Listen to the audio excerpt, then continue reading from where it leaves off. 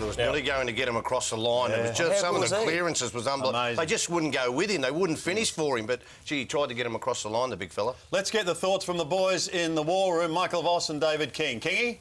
Oh, look, they were just too tough in the end, Sydney. The ground ball gets was the theme at the start of the day. Second, the competition versus third. And for me, whoever won that would play the game in their half of the ground, which is what Sydney did. They gave it back to Ibbotson in the first half. They corrected that at half-time, Vossi. And that third quarter, even though... We'll drill down that a little bit deeper in a minute, but even though they didn't have the same amount of inside 50s as Fremantle, they went in smarter and they went in more effectively and were able to score. Just more dangerous, and certainly Freo's midfield were able to correct a lot of the imbalance in the numbers at half-time, so they started dominating the clearances, getting first hands on it, getting some go forward.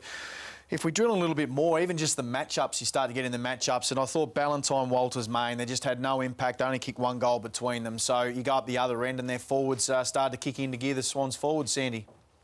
Boys, very much for that. Let's have a look at some of the highlights as we recap this brilliant win by Sydney. It started pretty well for Buddy Franklin. Open proceedings with a long bomb. That lovely left foot just hooked it through, and the Sydney Siders were away. Gary Rowan had a frustrating start and managed to get the ball and lost it to Pearce, who found Pavlich. Pavlich was then able to run into an open goal, and it was goal for goal early on in this match. One of the features that stood out early were the quick hands of Sydney. This allowed, in the end, McGlynn to run into the open goal. He made no mistake. Fife's an absolute master. Pulled down a beautiful mark, and he goaled to keep them in touch. Nothing in it at three-quarter time, 3 points, but problems, Jason, for Malcheski. Yeah, subbed out at quarter time, Nick Malcheski, so remains to be seen whether he'll be available in 2 weeks' time or 3 weeks should they make the grand final with a hamstring. And then Adam Goodes probably wishes he took the shot for goal. A late decision to run, carry, hand pass, a poor hand pass from Franklin, cost the Swans the goal. And what always happens is when you miss it at one end, you mess it up. They always go down the other end and score, and this is basically what happened from the kick-out. They go forward. Terrific courage there from Main, running with the flight of the ball. He gives a hand pass to Pavlich, and he finishes off beautifully for one of his 4 goals. But they didn't have things their own way for too long, the Dockers. You always knew that Sydney had the answers, and Dan Hanbury finds Benny McGlynn, who mightn't have had as many possessions as he normally gets, but he had some very, very important ones, Benny McGlynn. He finished with 3 goals, and that was a beauty, the set shot from the tight angle. Big Kurt Tippett, very, very quiet day for him, but here's where the size tells, and he takes the mark, adjudged to be just inside the square. And then Pavlich kicks one off the ground when there were 3 Sydney players around it. No one bothered to dive and put their body on the line. Half-time, the Swans are up by 5 points. Ben McGlynn gets a free kick and from 30 metres out slots through a very important goal after being under siege in the first 10 minutes. Now here, smothered from Hayden Ballantyne, Mzungu, great on the left, and kicks his 2nd goal for the game. And just, you think, maybe Freo or a sniff here. Lewis Jetta gets on the end of some good work from Kieran Jack. Swings around onto his left boot, drives it long. Not a great spoil from Pearce. And Jetta just slots that through. His first and only goal for the night. And Adam Goodes had a quiet first half, but got in the right position, took it a very important mark. And as we know, over many, many years, he kicks very good goals. And then again, tripping around the ankles, Kieran Jack gets one. Now very much on his limit here and tees it up. Bit of Josh Kennedy, the way he sort of stepped there, Fred Flintstone-like, and then slotted one. And it's 22 at three-quarter time to the Swans. Well, they needed some quick goals, didn't they? And Cam Sutcliffe was the one. This is a great snap across the body, and it just gave them a flicker of hope that they could get back into this game. And then it was the captain. We can just see here, Walters tapped the ball on. This is a magnificent snap. That's on his non-preferred, bad pocket, and we know that Pavlich can do that. But when they were challenged, it was that big man, the man who's $1 million a year, whatever it is, he's worth every cent of it in the next couple of times, kicks a goal from 65 out. We don't know whether someone had to get back into that spot, but he started to lift, and then you knew that maybe they can get out to a lead. Here it is. How's this for a goal, boys? On the left, wrong side for a left footer. Did not look like deviating. 4 goals in the first 3 minutes of playing time, and it was open for Slather again. Mundy a snap goal just to give the Fremantle Dockers another chance of getting back and maybe another recovery. How's this? Mike Pike turns Zach Dawson around. He hasn't finished here, though. Horror kick, I reckon, from Goodsy. He just wanted to get it in the area. The big fella just runs onto it, That is magnificent work ethic from Mike Pike. And we thought it was all done and dusted and that was the end of the game. But that man Walters, I don't know whether he should have played on from this mark, but he did, gets up and just takes it on. And gee, I wouldn't have liked that to be smothered. I reckon Rossi Lyon would have been jumping up and down. But great work here by the Sydney Swans. I reckon this little stanza of play shows why they beat Fremantle. Numbers, Reece Shaw had a couple of efforts in this, so takes the game on. See the players running forward in the middle of the corridor. He messes it up a little bit here. They don't know where they're going, what they're going to do, but Buddy gets it over the top and he finds Dan Hanbury. I thought was one of the best on ground today. And you give the ball to Dan Hanbury in that spot, he's going to finish. And that was the end of the day, boys. A fantastic win to the Sydney Swans. Indeed it was. 24 points, the eventual margin. We'll check the combo scores there. You can see 13-15, 93 Sydney, Fremantle 10-9, 69. McGlynn and Franklin 3 apiece. Pavlich booted 4 and Mzungu 2 for the Fremantle Dockers. As far as statistics go, Parker was busy. He's had a wonderful season. Neil was hectic too for the Fremantle Dockers, picked up 31. Fife, as usual, 29. Barlow, 28. And you can throw in Hanbury and Smith also for the Sydney Swans. Just all in all, a very good team performance by Sydney and still some work to be done, you would suggest, for the Fremantle Dockers. Yeah, plenty of work to be done. They've got to get home and set themselves up for a really important game back at Patterson Stadium next week. Let's hope their plane is on time and they don't have to Yeah, it wasn't a good start to the round 1 of the finals for the Fremantle Dockers. Incidentally, what did you think of the crowd? 35,998 for a qualifying final. Very, very disappointing, and we know there's a contract in place, but just imagine 45 to 50,000 at the SCG that would have packed that place out. It was really disappointing. The atmosphere there is so different, isn't it? But that's what we have to live with up there. Yep.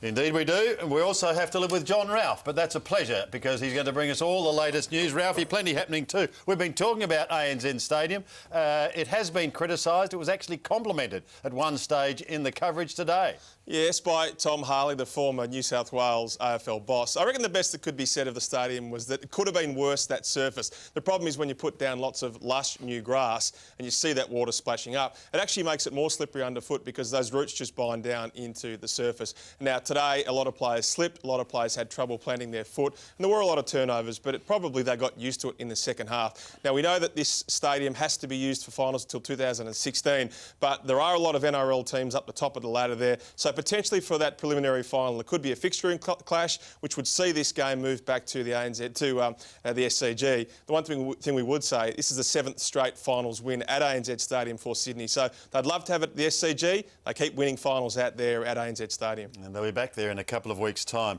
Will they have Malcheski with them?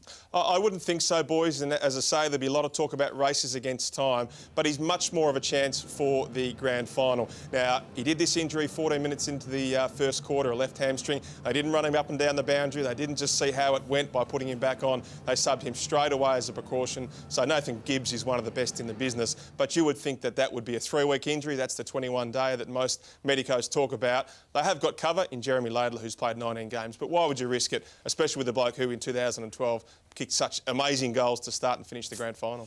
From the Dockers' viewpoint, what about a question mark over Ballantyne with that jaw knock? He seems to be okay. It didn't look great from the first couple of seconds with this instance with Ted Richards. Now, Richards did nothing wrong. Ballantyne ran straight into his shoulder. It wasn't really that put him to sleep. It seemed to be more Nick Smith, who was just outstanding again, but certainly did play out the game despite looking a bit sick and sorry early on. Now, Sutcliffe had a knee injury early on and he shrugged that off. The one everyone's asking about is Luke McFarlane. Now, Ross Lyon said in his midweek press conference, he said, the plan is for Luke to play a role in the final series, but he threw him up as very much a left field option. I think he's less than 50-50, boys. It'd be a really big risk to bring a bloke back with such recurring calf injuries. He just hasn't done a lot of work yet.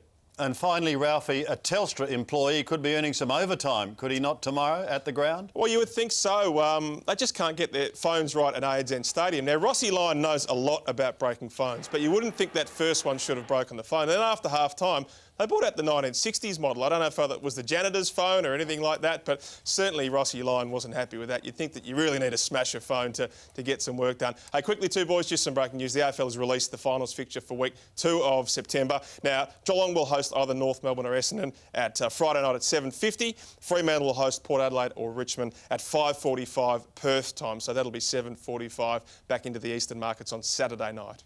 Good on you, Ralphie. Thank you very much for that, and a good day. We're going to take a break. When we come back, we'll head to the winners' rooms. That, of course, being Sydney. They were home by 24 points over Ross Lyon and his Dockers, 13-15 to 10 goals 9. So Sydney, like Hawthorn, have a week off before they move into preliminary final mode.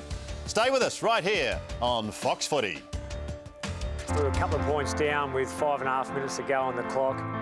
Bluey McKenna took a great saving mark in the back line. I broke pretty hard into space. Bluey just shanked the kick, just terrible, way over my head. Set me up for Mullane. He would have been licking his lips to be able to just run in and smash me. Moving, great bump by Darren Mullane. In comes Brown. Collingwood lifting.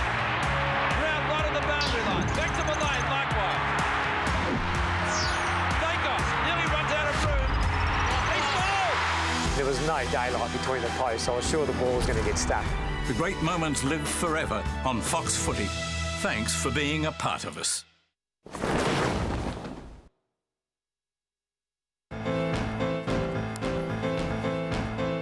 So it was the Swans by 24 points. Buddy and the boys pretty happy with that. 13-15, 93 to 10-9, 69.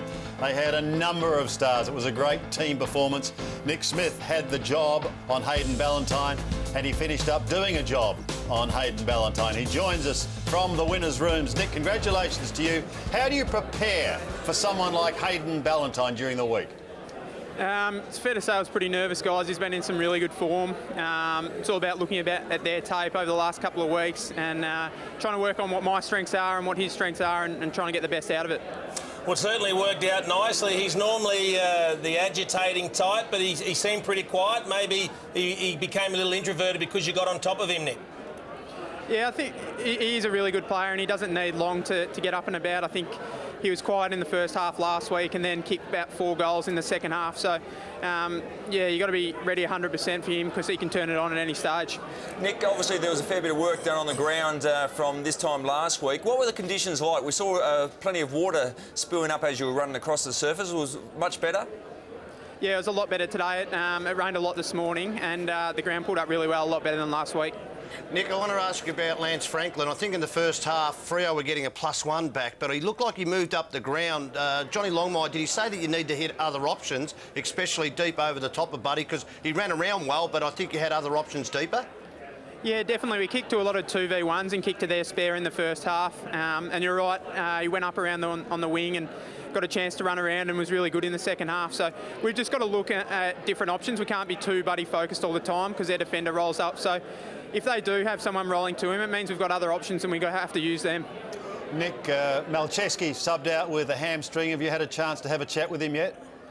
Yeah, it's hard to say. He said he felt it kicking. And yeah, I guess we'll just have to wait for a scan and hope for the best. Yeah. Hey, Nick, there's still plenty of upside for Sydney, I think. Look, you get the win under the belt, but Kurt Tippett very quiet. Adam Goods, he had a very small patch where he's involved, but pretty quiet. I think Sam Reid was another one that didn't do a hell of a lot. Plenty of upside, and it gives you the opportunity to build over the next few weeks. Yeah, I think so. I think our effort across the board was really good, but saying that, a couple of players can probably lift as well. And like I said before, some of our ball movement and some of our options coming forward can definitely improve and something we'll work on in the next couple of weeks. Nick, tell us about some of your fellow young players there. I mean, obviously Hanbury, Rampy down back as well, Parker. You seem to have a really good group of inexperienced players seem to be maturing beautifully. Yeah, definitely, and I think the good thing with them is they're really consistent week in, week out, and that's all we ask from them. Yeah, it's really good to have these young guys coming through, no doubt. Nick, I thought one of the highlights was that your use of handball from the contest, you've been good at it all year, but you broke the lines from half back, but even around stoppages, you must do an enormous amount of work on that to, one, get the ball on the outside and then use your run. Yeah, definitely. We've got really good players on the outside, so it's important that we give them time and space. If the guys inside the contest can be strong and fed out to them, it gives us a good chance to bring it forward with a bit of efficiency. What about Lewis Cheddar? I mean, he's an important player for Sydney. We don't tend to see him be a super consistent player, but when he puts in performances like today, I think it takes the Swans to another level. Yeah, definitely. He's one of those really important outside guys. If we can get the ball in his hands, he uses it really well. He uses his pace as well. And I think it was last year he had a really good year, so hopefully he can keep that consistently up in the next couple of weeks. Finally, you've got a week off to freshen up. Does your preparation change at all, Nick? I think we'll have a pretty quiet week and then have a pretty solid training session next week. And we're in this position 2 years ago, so I don't think much will change. Well, congratulations on the effort today. Congratulations on your own game and good luck in the future. Thanks very much, guys. Cheers. Nick Smith joining us after a sensational game. He's a star. He's a star. He's a bloke that every week you just give a job to and you know it's done. Is he All-Australian? Have to be. Yeah, has moral. Back pocket, yeah. Walk up. They've got a handful of those players that you think, where'd they come from over the last couple of years? But they're just locks in like an All-Australian squad, and every week they're just playing super footy. Yep. Here's a couple of absolute stars who get given a job every week and they do it. I'm speaking of the two gentlemen in the war room. Kingy and Vossi, take it over. Well, ours is bruise-free, Sandy. It's a lot easier in here than what it is for the lads that were out there today. But it was a brutal game today, you'd have to say that. And I thought in tight and tough was where it was won and lost. And the Swans held sway. We talked about the ground ball game. +6 on average through the course of the year, +4 on average through the course of the year, second and third best in the competition. And the Swans have brained them today. +17 it's finished up at the end of the day, and that was the margin virtually at half-time, Vossi. Yeah, and just their ability to be able to get out of the congestion, which was something phenomenal, to be able to get their hands. As we mentioned earlier, and you showed it, Kingy, about getting that hands out of the congestion, get into open space, and they just did it repeatedly. And Freo were trying to right it, and Sandlands had an impact on that, but certainly across the whole day, they just looked a little bit more dangerous when the ball came out of those congested areas. And it was Parker had 16, Hanbury 12, Kennedy 10. They're huge numbers. Kennedy's #1 in the competition across the course of the season. And Parker is breaking into the top 5 over the last month of football. Yep. So it's a special effort. They've got a really good core of midfielders now, haven't they? This is their brand. Now, we spoke about the fact they stepped out of these clearances or these high traffic areas and did exactly that. They seemed to kick it back to where they were outnumbered. We just heard Nick Smith say there that was something they had to correct at half-time, and clearly they did. Yeah, and we spoke about half-time. What's the strategy that they go forward? Do they run it more? And I think that they did that. They were able to run the ball a lot more. They lowered their eyes coming forward just to be able to bypass that. A real strategic play for them was putting Franklin higher up the field, so at least it drew attention that way, and then they had other options going forward. Back to you, Sandy. All right, thank you, Kingy. We'll come back to you shortly, but we can go into the winners' rooms once again now because Luke Parker is standing by to talk to us here on Fox Footy. Luke, congratulations on your own game, 32 disposals today.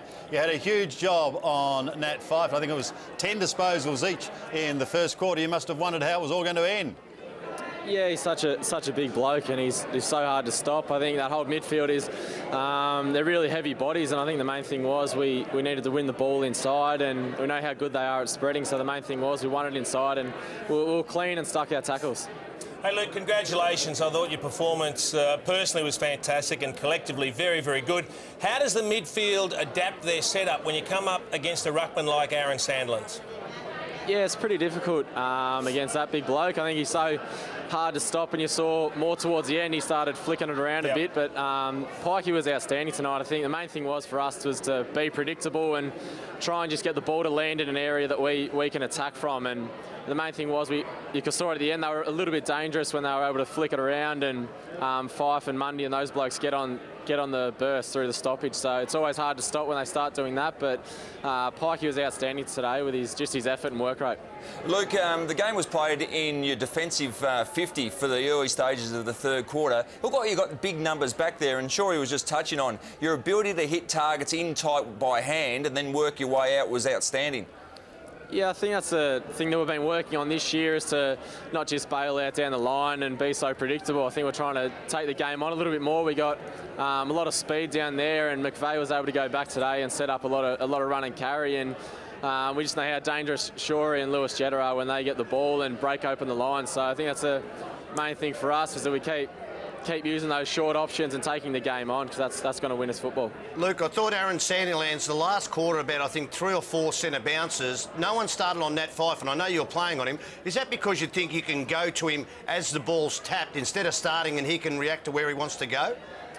A little bit. You kind of, I guess want to cut him off where he's going. But last quarter, we were probably a little bit down in the centre clearances, but the main thing was that their clearances weren't overly dangerous. Most of them, a few went wide and a few were smothered. So the main thing was we just wanted to keep it predictable and try and stick our tackles. And I mean, Fyfe's he's an absolute gun, so he's a hard bloke to stop at the best of times. And when you got a ruckman like that putting it on his chest, it's hard to predict where the ball's going. Yep. Luke, coach's comments. What did Horse have to say after the win? I think he was really pleased with the effort. I think that was the main thing. Obviously, we can improve from that. I thought going forward, he said we butchered the ball a little bit at some stages. I think that's early. We're probably going to Buddy a bit too much when he had 2 blokes on him. So yeah, there's a lot of improvement, but the main thing was we got a good win and we fought hard to get it. Hey Luke, I want to ask you about your own season and how you personally rate it. We hope there's still a couple of big performances to come in 2014, but do you believe it's been a step up for you and been your best season by a fair margin? Yeah, a little bit. I was just trying to be playing consistent football and focusing on my strengths each week and just, trying to go out each week and just play my role, as everyone will say in an interview. So I guess the main thing is, with blokes like Joey and that helping out, I mean, they get tagged every week and it kind of gives me an opportunity to step up and pick up that kind of the clearances and the tackles and, I don't know, I've just been trying to play some consistent football. Well, you're certainly doing that at a very high level. Were you a little surprised that Ryan Crowley didn't have the real lockdown role that we see on a weekly basis? I mean, I think we were suspicious that he may have gone to you, but that wasn't the case? Yeah, we were probably thinking at the start of the game he might have gone to Hanbury or Kieran, just the outside runners. But yeah, it was a bit different. I think it was probably good for those blokes. They were able to play their natural game, and Hanbury and Kizza got really dangerous today and were able to open up the ground and just how vital their run is, and it was great to see them get a fair bit of the ball. Luke, finally, some players just seem to thrive on hard work. You've got a week off. Are you the sort of player that would like to keep playing continually, or will you enjoy having a break? I would like to play next week, but I will enjoy having the break. I think it's a long season, but this time of the year, your body is pretty knackered, and you just need every day that you get as an extra break is a great extra to have, and it's great that we've got the week off this week. We'll probably have a big hit out on the weekend and then get straight back into it. Well, congratulations once again on your performance today. Good luck in the future. Thank you. Cheers, boys. Well done, mate. Luke Parker joining us here on Fox Footy. Looks as though butter wouldn't melt in his mouth, like almost a smiling assassin, but boy, is he tough and hard and very, very skillful. No frills, yet classy, if that makes sense. He just gets in, gets the job done, but he does it with a minimum of fuss and he does it with great aplomb. Is that just typically Sydney, though? I mean, so many places, like strong bodies, hard over the ball, but can hurt you on the outside as well. The O'Keeffes, the Hannaberys, the Jacks of this keep world. going. They're all, it's like a production line. Let's head back to the war room. Kingy, what have you got for us? Well, pick up where we left off. We left it with the Sydney Swans winning that tough ball in Tide and have a look at the virtual plotting of what Fremantle did so well first half to second half. And we thought in the first half they were able to win that ball back, particularly down back. When you see all the possessions there in the back half of the ground, they actually won it back in that back half 29 times and played the game on counter-attack. Were able to score 3 of their 5 goals in the first half from deep, but it wasn't sustainable. You're not going to win high-level games at the pointy end on counter-attack when you're given the opposition you're up against. You're right, Kingy, because you have to carry it full length. Not only do you have to be perfect with every single play, it actually wears you out because you're in constant defensive position all the time. You're constantly under pressure, you get under fatigue, and you just can't sustain it. That's required, and you certainly can't impact the scoreboard. So they had to ride it. To their credit, at half-time, they were able to correct a few things and got a little bit more go forward from the clearances. And it was Ibbotson who had 8 in that first half of his 13 intercept possessions. Here's the second half now, and you can just see the general difference in the areas that they were different. There was 23 in the second half, but look where they are. They're a little bit deeper down back. They're a little bit scattered all over the field. I mean, that's going to happen in a high-pressure game. But they only got 1 goal of their 5 second-half goals. So they used the ball a lot smarter, they ran more effectively, and they were able to get it into the right playmakers' hands. And we'll touch on the coaching strategy of John Longmire to move Buddy Franklin up to the wing and up into the middle of the ground to get some overlap going. Jetta really lit up and come into the game. And they didn't give the ball back to Ibbotson. Goods got dangerous in that second half. He hadn't been a factor in the first.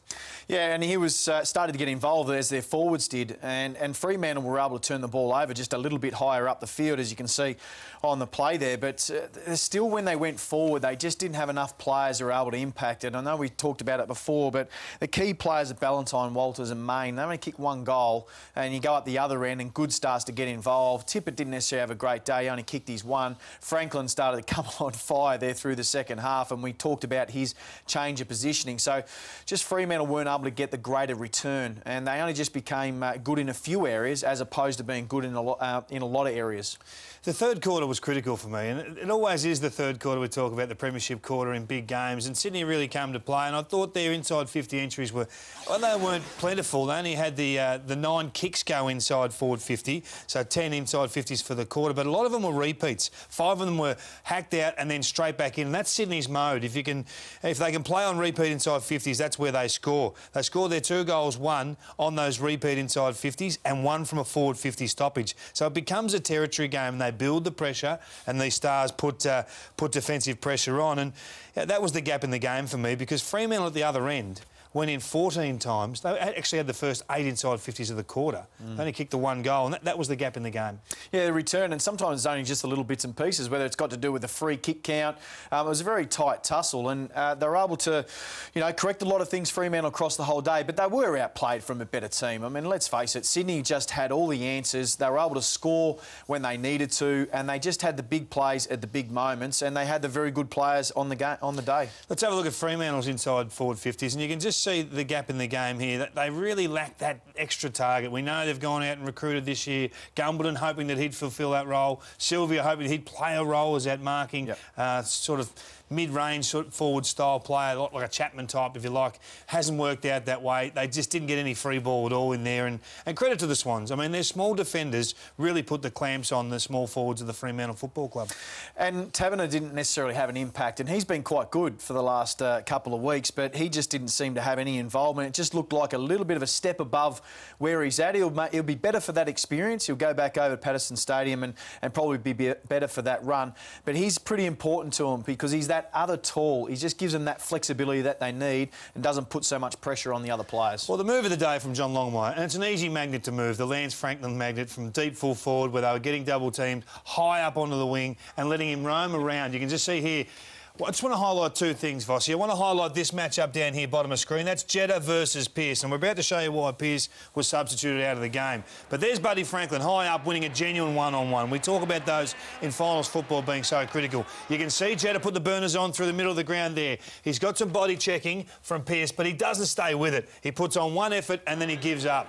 And we've seen over the course of the weekend already just how much damage these high half forwards or wingmen can do getting him behind. He put him to the sword there, and that 1, 2, 3 metre gap there is game over. And that's why, if you win 3 contests in a row, the rolling spotlight of finals football allows you to score. Yeah, you can talk about that spare. So if there is a spare there and he's standing around Franklin, he's up on centre wing. So if he's able to take that grab and then get bypassed just by that great kick by Franklin, I mean, let's face it, that kick was an absolute beauty, which just connects the midfield, and then you get into backspace, and all of a sudden the midfielders, they have to defend in their forward 50, which we know traditionally midfielders aren't that exceptional at. No, you didn't like it.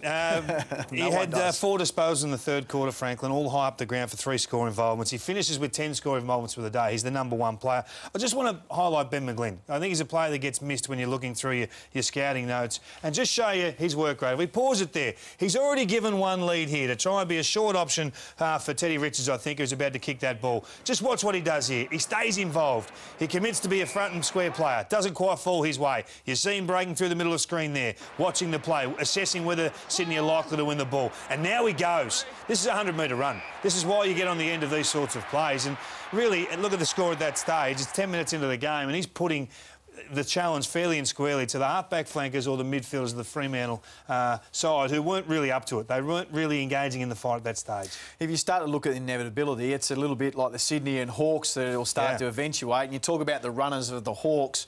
When you say Birchall, Hill, Smith, these players are just able to get into open space. Well, McGlynn is one of those for Sydney. So for everything that Hawthorn is, being able to get Jeddah into that back space, getting McGlynn who can break the lines, they're the Hawks' answer. And a big quarter from Mike Pike at the end, Sandy, which we all enjoyed. Indeed, it was outstanding. Highlighted by his running goal in the end. But 24 points if you have just joined us with the margin in favour of Sydney. Still lots more to come. We'll hear from the winning coach, the losing coach. And speaking of losing, North Melbourne and Essendon, the loser, their 2014 season comes to an end tonight. Who is going to advance? The winner to meet Geelong next week. This should be an absolute beauty, possibly a shootout. The Bombers and the Kangas coming your way here on Fox Footy.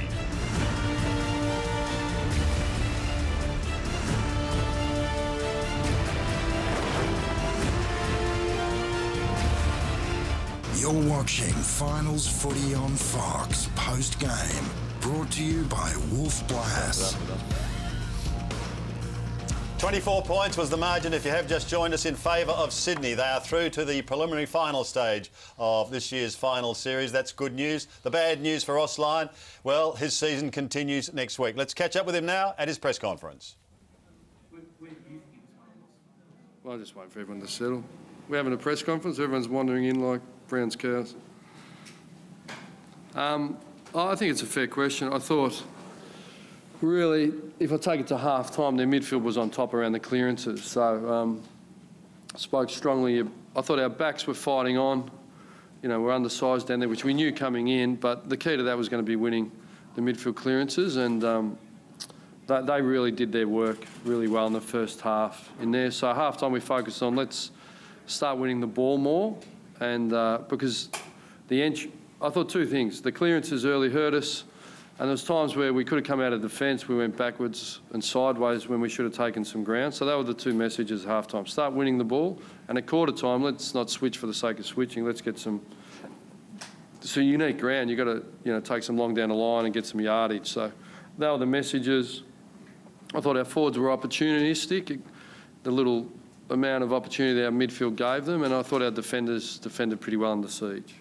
Half-time, we come out, we dominated the entries, 14-9, but we struggled. You can't drop marks and miss opportunities, and I thought, they got some opportunities that they took late that gave them a lead, and I thought we dared to win in the last quarter, got real ascendancy, got within 10 points, a couple of errors, and Buddy's class kicked, goal from the boundary and a goal from 55, and they held sway, but I thought we never stopped trying. That's a brief summary, I reckon. Despite those couple of goals for Buddy, obviously you'd be pleased with Silvani overall. Look, I thought he fought on, yeah, obviously we had some challenges down there, but I thought him and Zach Dawson, we're talking about probably the most powerful combination forwards in the competition, and with plenty of entries. I think they had 30 at half-time. So, yeah, I thought they fought on pretty well. Is it fair to say, Ross, you've got no regrets about your decision to go a bit undersized in defence? Yeah, I wouldn't have thought so. Yeah, look, the midfield will acknowledge it. They didn't get it done to half-time. If they had did what they did in the first half, what they did in the second, we might be having a different conversation. But, it's the Dennis Pagan. Marnie had whiskers. Should be my uncle, so. 2 weeks in a row, David Mundy's had a really quiet first half and a really big second half. Well, second quarter, he got to work. Yeah, I can't explain that sometimes. Yeah, he's a pretty good player for us, good leader. It's unusual. Hope it doesn't happen in our next game, next week. You found it real the past month, you're scoring out a little bit. What do you think happened there tonight? Was it just a case of some players not taking their opportunities? No, I feel like I've answered that. 19 entries in the first half. I thought we were really efficient. And then what happens is, and then it becomes a really difficult day. The rain comes when you get entries, so it becomes a harder task and it gets congested. So, yeah, look, I thought Matthew was terrific. I think the rest of our forwards, wouldn't say they had their best day, but yeah, we didn't provide when the conditions were at their best, provide the opportunities that we needed to for our forwards. I thought we looked dangerous early. We saw Chris Scott last night. Still feel that this side can still have plenty of say in the rest of September. I mean, do you still feel that you can have an impact? Oh, look, I understand the question, but I think first and foremost, you work really hard to create a double chance. The fielding process of the team's really strong. They're a very complete team, Sydney. I thought, while I don't lose any admiration for my team's ability to fight, we're no excuse football club, but things haven't, had some challenges along the way. It hasn't been the smoothest ride this week. So we get back on the bird tonight. And we play the winner, I think it is, out of Port and Richmond. So the coaches will fly and have a look, and our players will be up for the challenge at home in front of our home members, our members and fans at home. And we look forward to fighting our way into a preliminary final appearance, because that's the prize. If you win at home next week, you go into a prelim. So, yeah, there's plenty of opportunity for us. We'll learn a lot out of today's game. Yeah, certainly I wouldn't have thought our fans or members would be disappointed with our overall effort. Ross, what do you think of Matthew Pavlich's game today, the opportunities that he had? Yeah, look, in the end, the ball went in there a fair bit in the end. Yeah, I thought he played quite well. Ross, you mentioned you had some adversity to deal with. How disruptive was the plane cancellation? Yeah, look, I think it's just the whole package. That's no excuse. I don't think it really affected us, but you prefer not to have to deal with them. I think we've got to pay credit to Sydney. You know, very, very good team, very talented team. They were very hard today. They took their opportunities, and when they were challenged, they responded. So, you know, they deserve to get the week off, and that's the way it works. I think it's really good that coaches can be so giving of the information that you actually discover. And for Ross Lyon to come out and say that if his auntie had whiskers, she'd be his uncle. It's extraordinary, isn't it? Sorry, I'm sure his auntie's a lovely lady too. I'm sure she is too. Clean shaven. I reckon sometimes you just got to bite your tongue in those press conferences and just give the answers and move on, because he doesn't want to be there. We'd love to actually hear what the questions are. Sure, that'd be a good start, wouldn't it? Well, it's been something with how much we pay for the media rights, and we've got to get that organised. Just through finals, I would think, just to get it up and know what the question is, and then he doesn't have to repeat himself. I think he answered it all in the one question at the start when he did the assessment. It was brilliant. That was it. Good summary, but it's certainly not too difficult to pop a couple of microphones around the room. No. Obviously, he was a bit frustrated with the disruption. I mean, you were saying before, Jason, I mean, you'd rather fly the day before the game, but I suppose... No, as a player, I'd rather fly the day of the game. Day of the game? Well, probably not from Perth. Just personal preference. Yeah, that's 2 hours in a plane, maybe 2.5, maybe 3. Well, they were trying to get there 2 days before the game. I suppose going out to the airport, having the frustration, sitting on the tarmac for a while, then going back home. I mean, there's certainly no excuse, but that would have been a frustrating thing. So you'd fly to Perth, then play? Yeah. Just personal preference. Just an Iron Man, ladies and gentlemen. Absolute Iron Man. I think we better head back to the war room. Kingy, please take over, could you? I've seen Jay's fly to Perth to commentate. It wouldn't go well him going there and playing, I can assure you. That's just not quite right, Chase. That's a lie.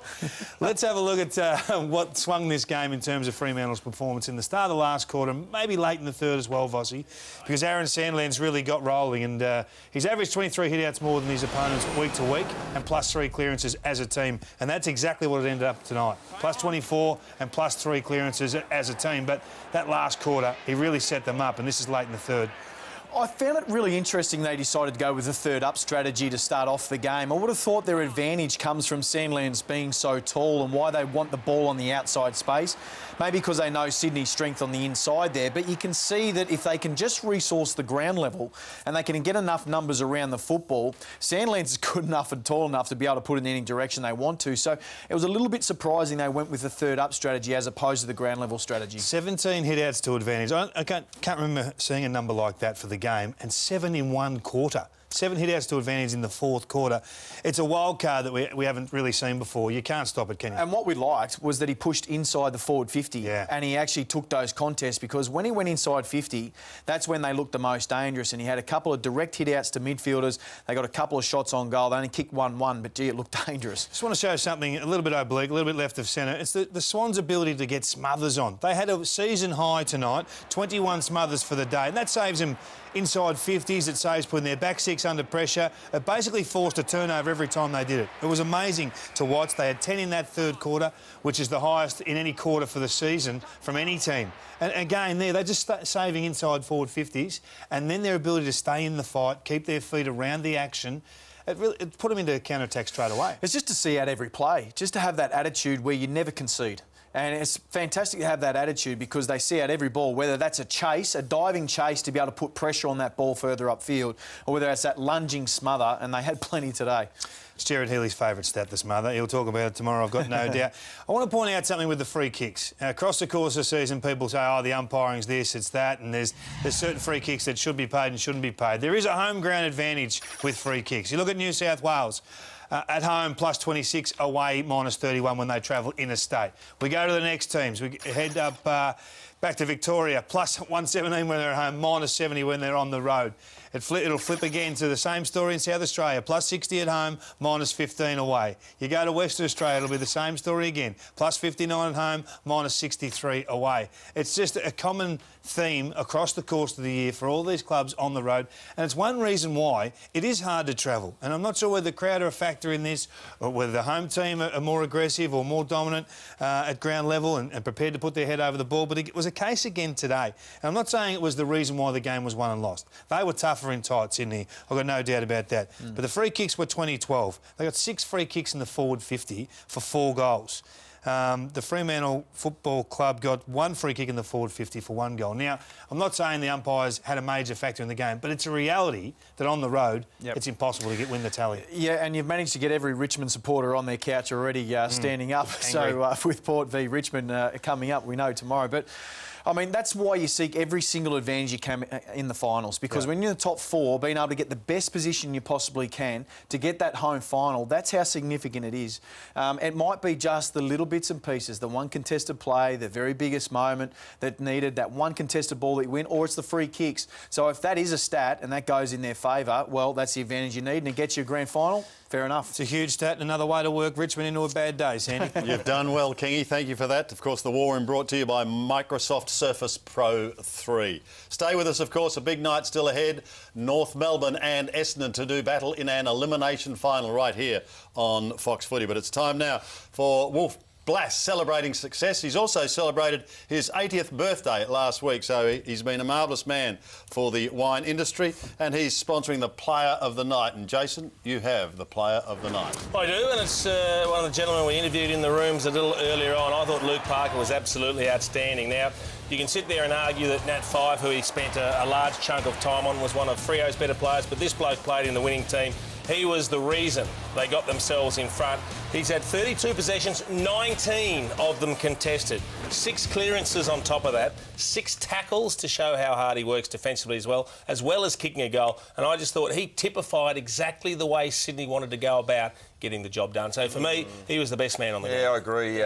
Spot on. I think he was very clean, in tight, and I know where Shorey's going, but he put other people out into space. I know who Shorey liked, but he'll find him coming up in my votes. I gave 2 to Lewis Jetta. That's the man. Because I thought that's one of the better games I've seen him play. Yes. He ended up with 25 touches, 7 inside 50s and a goal. And Nick Smith, now that's remarkable. He had a 96% disposal efficiency, 25 touches, cleaning up Hayden Ballantyne.